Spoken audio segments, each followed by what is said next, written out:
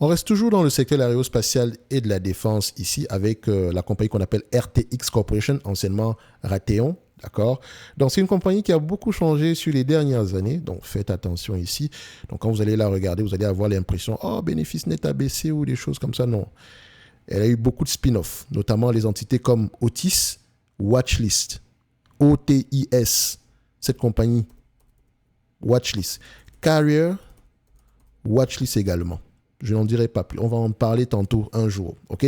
Donc, RTX Corporation, stabilité et croissance des revenus. On voit ici que les revenus, voilà, sont en croissance globalement. Il y a également beaucoup de dents de scie ici, mais comme je l'ai dit, il y a eu des spin-offs entre-temps. Il y a également eu des rachats, des fusions, etc.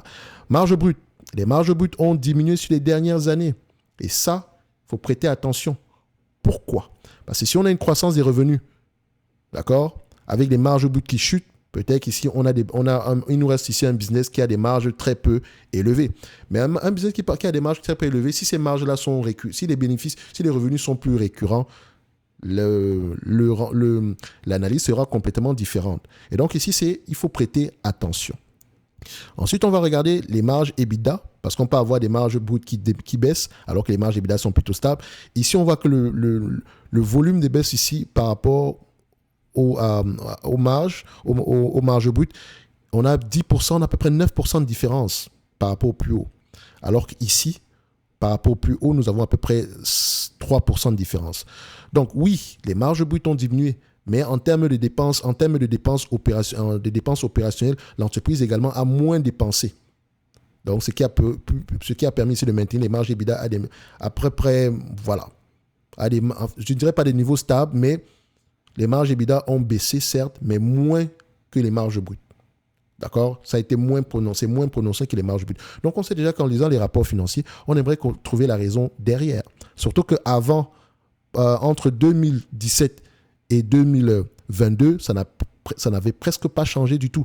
Donc, on a peut-être ici un effet lié à l'inflation. Donc, c'est peut-être temporaire, on peut revenir à 17%. À observer également. Donc, ensuite, je prends les net income que je vais comparer au free cash flow. D'accord? On les prend sur le même graphique. Je mentionne ici, net income et free cash flow vont dans le même sens. Okay? Pour moi, les deux vont dans le même sens. Et donc, si je prends les marges de net income ici, comme rentabilité du business, on constate également la même chose. Les marges ici de net income à partir de 2017, certes, changent. Mais il faut également voir que par rapport après la pandémie, c'est un peu plus, on a quelque chose moins élevé que ça. Donc, quand on va lire nos rapports financiers, on doit se poser la question de savoir quel est le niveau de marge attendu par le business, par le management ici à long terme. Et pourquoi ces marges-là ont diminué sur les années à venir? La raison pour laquelle je l'ajoute dans la watchlist, c'est parce que je connais cette entreprise. OK? Et donc, elle aura tendance, il y a de grandes chances qu'elle revienne à des marges au niveau des marges qu'elle a connues par le passé. OK? Et donc, si c'est le cas et qu'on est à peu près sous pression présentement, on doit à peu près payer un niveau de multiple, voilà, assez cohérent par rapport à ce qu'on voit présentement. Donc, au lieu de s'échanger à 20 fois les bénéfices, ce sera à peu près une quinzaine de fois les bénéfices, ce que je serais prêt à payer d'ailleurs. OK? Donc, ensuite, on va regarder la dette nette sur EBITDA. On voit ici que la dette nette est aux alentours de 3,9 fois les EBITDA. On vérifie toujours la dette nette du point de vue volume. On a une dette nette ici qui augmente près de 39 milliards. Donc, comme je l'ai mentionné, elle a fait beaucoup d'acquisitions sur les dernières années. Et donc, la priorité ici pour moi, c'est que l'entreprise rembourse sa dette. Ça ne veut pas dire qu'elle n'a pas les moyens de rembourser la dette ou quoi que ce soit ici parce qu'elle génère à peu près, si on prend à peu près si on prend la moyenne des free cash flow sur les 5 dernières années, c'est un business qui rapporte à peu près 4 milliards 500. Sur les 3 dernières années, on monte même à 4 milliards. On est toujours à 4 milliards 600 par là, 4 milliards 500, 4 milliards 600. Sur les 12 derniers mois, c'est plutôt aux alentours de 6 milliards 700. Donc, elle gagne beaucoup plus d'argent aujourd'hui. Et donc, si on prend juste le 4 milliards 500, admettons, elle peut repayer la dette nette ici en moins de 10 ans. OK? Mais la priorité devrait être le remboursement de la dette. Est-ce que l'entreprise rachète ses actions?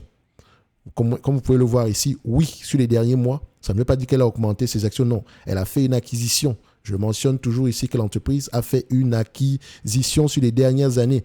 Donc, on a même 2 acquisitions entre 2012 et aujourd'hui, 2 grosses acquisitions de près de 15 milliards. OK? Donc, on s'est financé ici en émettant de nouvelles actions. Donc, du point de vue multiple de valorisation, vu que c'est un business à peu près mature, on peut utiliser ce multiple-ci. On prend les 12 derniers mois. Enfin, on va prendre les next 12 months ici pour faire à peu près aplatir cette courbe-là. le marché paye généralement à peu près 16 fois les bénéfices. Sur les 10 dernières années, on est à peu près aux alentours de 17 fois les bénéfices. Donc, ça sera entre 15-20 fois les bénéfices selon moi. 15-20. OK? Si je suis 15 et 20. De toutes les façons, vous n'avez pas un seul niveau.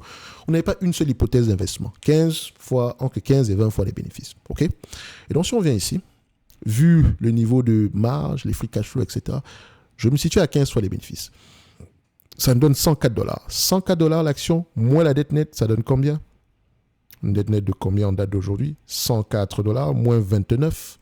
Donc, 104 moins 29, ça donne à peu près $75 l'action. Idéalement, j'aimerais payer ce montant-là. Mais $75 l'action, ça représente à peu près aux alentours, si on vous diffère le totalité des bénéfices nets en dividendes, vous aurez à peu près attendu en 2026, et c'est un business assez prévisible. Disons, on paye à peu près aux alentours de 10 fois les bénéfices par là. Avec $75, bien sûr. OK? Donc, admettons qu'on reste à peu près à ces niveaux et que quelqu'un décide de payer, ça représente quand même 7% de rendement. OK? Mais rappelez-vous qu'il y a un certain niveau d'endettement ici, donc on doit à peu près se garder une certaine marge de sécurité. Mais ça, c'est si le marché paye 15 fois les bénéfices. OK? Comme vous l'avez vu sur les dernières années, il a tendance à osciller entre 17, 20, d'accord? Le marché a tendance à payer entre 17 et 20 fois les bénéfices, comme vous pouvez le voir ici. OK? Donc, on va le mettre ici. Enfin, entre 15 et 20 fois les bénéfices, je vais le dire comme ça. Donc, le juste milieu, généralement, va être aux alentours de 17 fois les bénéfices. Et il ne suffit juste pas de prendre 17 fois les bénéfices, les amis, parce que les gens ont souvent tendance à prendre des multiples sans se rendre compte que c'est un rendement que vous êtes en train de prendre présentement. Donc, quand vous payez 30 fois les bénéfices, c'est 100. Si vous payez une entreprise à une fois les bénéfices, ça veut dire ici que si elle vous reverse la totalité des bénéfices nets en dividendes, vous aurez 100% de rendement. OK? 100% de rendement. Si vous payez une entreprise ici à 40 fois les bénéfices, ça veut dire ici que si elle vous reverse la totalité des bénéfices nets en dividendes, vous avez 2,5% de rendement.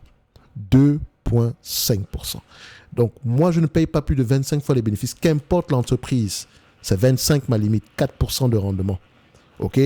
Minimum 10 fois les bénéfices. Maximum 25 fois les bénéfices. Dépendamment des entreprises également. Parce que les bancaires, je ne vais jamais aller au-delà de 15 fois, même si c'est une compagnie de croissance. Et encore, on aura tendance à se changer aux alentours de 10 fois les bénéfices. Et là, il faut encore que la bancaire achète ses actions et qu'elle ait un bilan solide. Sans compter ici le positionnement ici du portfolio d'investissement, etc. D'accord? De près, on va le dire comme ça. Si on le prend à 17 fois les bénéfices, ça fait 118, moins la dette nette de 29, 118, moins la dette nette de 29, on arrive à peu près à un rendement un prix aux alentours de $89. Donc, mon prix ici sera $89 pour cette compagnie. Donc, n'oubliez pas, en description de la vidéo, vous avez le service Top Premium. Donc, RTRI, je l'ajouterai à ma liste ici, à ma watchlist. Et on va avoir tendance ici à continuer à suivre le business. OK? Donc, si elle nous donne à peu près une opportunité à $89, pourquoi pas? Celui qui l'achète en date d'aujourd'hui doit savoir que la priorité de l'entreprise, doit vérifier que c'est la priorité de l'entreprise sur le remboursement de la dette. Parce que ça devrait être le remboursement de la dette et l'augmentation des marges également. OK? Parce que si les marges augmentent ici, reviennent à des niveaux qu'on a connus par le passé, on pourra avoir un prix bien plus élevé que ça. OK? Le dividende ici, il est safe, il y a de grandes chances qu'il continue à croître. Vérifiez ici qu'on paye le dividende avec les free cash flow. Comme je l'ai mentionné, en description de la vidéo, vous avez accès à la watchlist, OK? En passant par le service Top Premium. Donc, qu'importe le niveau que vous choisirez ici, vous pourrez avoir accès à cette watchlist pour ne plus manquer les, entre parenthèses, potentielles opportunités d'investissement. Merci.